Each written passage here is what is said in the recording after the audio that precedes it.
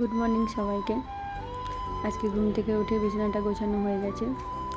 আর আজকে আমাদের কলেজে জুনিয়রদের ফ্রেশার্স, তো আমি জিনিসপত্রগুলো গুছিয়ে নিচ্ছি। চান করে এসে তখন রেডি হব। এটা হচ্ছে আমার ড্রেস, আর এটা হলো মেকআপ করার জিনিসপত্র। তার আগে বডি লোশন আর ময়শ্চারাইজার এইসব ইউজ করে নিতে হয়। তাই আজকে নতুন একটা শাঁখা পরবো, কারণ রেগুলার যে শাঁখাটা পরি সেটা আর আজকে পরবো না, আজকে একটা নতুন পরবো। তো বাড়িতে থাকলে তো সোনার পরা হয়, কিন্তু এখানে তো আর সোনা হবে না, তাই একটা নতুন শাঁখা বের করেছি, ওটাই পরবো। আর বাদ বাকি তো এই জিনিসগুলো সব মেয়েদেরই লাগে, ওটুকু।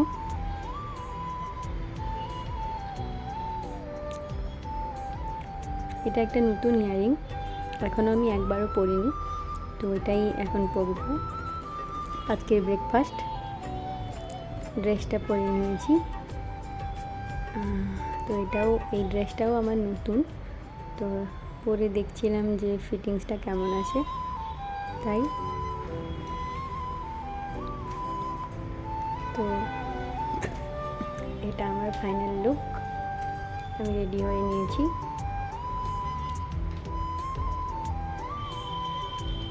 এখন আমি বেরিয়ে পড়েছি।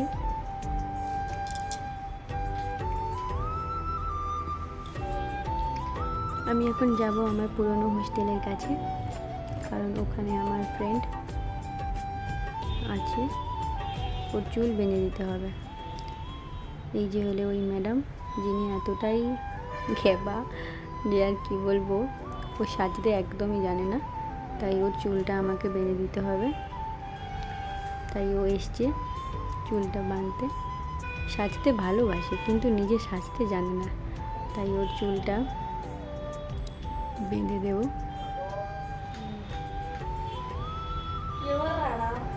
তো ওর চুলটা বেঁধে দিচ্ছি।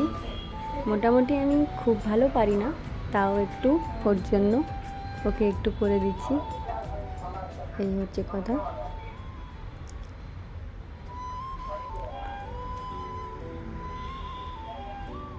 না ওর চুলে কন্ডিশনার ইউজ করে আর না সিরাম, তাই ওর চুলটা এতটাই উস্কো খুস্কো, করতেও খুব অসুবিধা, তাও করে দিচ্ছি, কারণ ওর করে দেখার মতো কেউ নেই। আর যেহেতু আগে দুজন এক রুমে থাকতাম, এখন তো আর নেই, তাই আমাকে হোস্টেলের সামনে এসেই করে দিতে হচ্ছে। আগে আমি হোস্টেলেই থাকতাম, তো পুজোতে বাড়ি যাওয়ার পর আমি এখন পিজিতে থাকি, কিন্তু ও এখনও হোস্টেলে থাকে, ও বাড়ি যায়নি, তাই হোস্টেলের সামনে এসেই ওর চুলটা আমি বেঁধে দিলাম।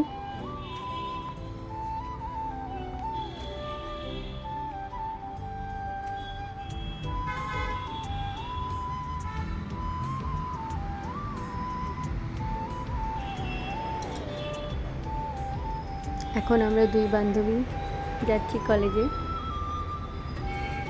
তো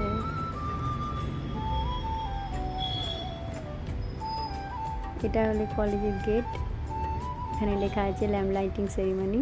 তো আজকে আমাদের জুনিয়র সুপার জুনিয়র যাই বলতে পারো, তাদের ফ্রেশার্স ল্যাম্প লাইটিং, আমাদের যেটাকে বলে নবীন বরণ ওই কিছু। তো এটা হচ্ছে আমাদের অডিটোরিয়াম হল, যেখানে সব রকমের প্রোগ্রাম এবং অনুষ্ঠান হয়ে থাকে।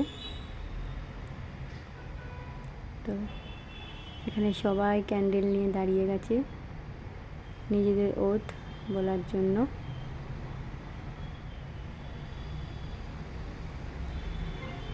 আমাদের প্রিন্সিপাল ম্যাম বসছে ওখানে।